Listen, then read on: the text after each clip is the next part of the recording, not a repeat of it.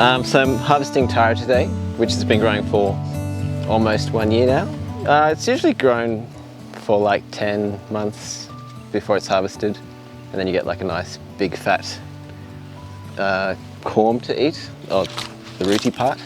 So people around Tonga, Samoa, Maoris, they went around in their canoes and took taro wherever they went because they just loved it. The bigger, chunkier sizes tend to be preferred by islanders and Southeast Asians.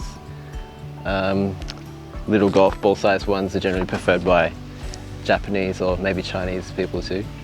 They're also slightly different varieties, but we've just got the bunlong variety here, which you can tell by the colour of the flesh, which is a white with like purple speckles, so it looks really pretty. But it's such a super easy crop to grow in the tropics. I think that's the main thing. It can be as simple as just bunging it in the soil and waiting. So it's really simple to harvest taro. It can get a lot bigger than this too. But what we've got is mainly like 1.5 kilo size tuber there with a bunch of little suckers, which are basically clones of the plant. So all you do is just loosen up the soil around it.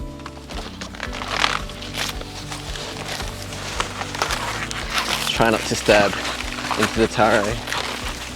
You don't actually really need to dig too much sometimes, because the taro will sort of grow up out of the soil, especially if it's kind of hard and compact, which is the case here. It's a really wet clay, which is why we chose to grow taro here.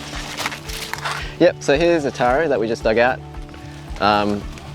This whole plant's edible, so if you decide to, you can eat the leaves and the stem. There's different varieties, and like a lot of other vegetables, taro's got calcium oxalates, which are similar to what is in spinach and why you need to cook spinach. You don't want to eat that raw. And also when you're handling it, be careful not to rub your eyes or like your mouth or anything, because you can feel a sting or a tingle. Oop, that was a bit rough, but you can chop it like that. And this part is a plantable piece basically. You can stick that in the ground and wait another year and you'll get some more taro. So planting, it's really simple. If you do end up with a top like that, it's good to let it sort of dry in the sun for a bit so that it sort of, the wound seals over, and it makes it a little harder for bacteria and fungi to get in. And then place your taro down the bottom, and then you just only lightly cover it.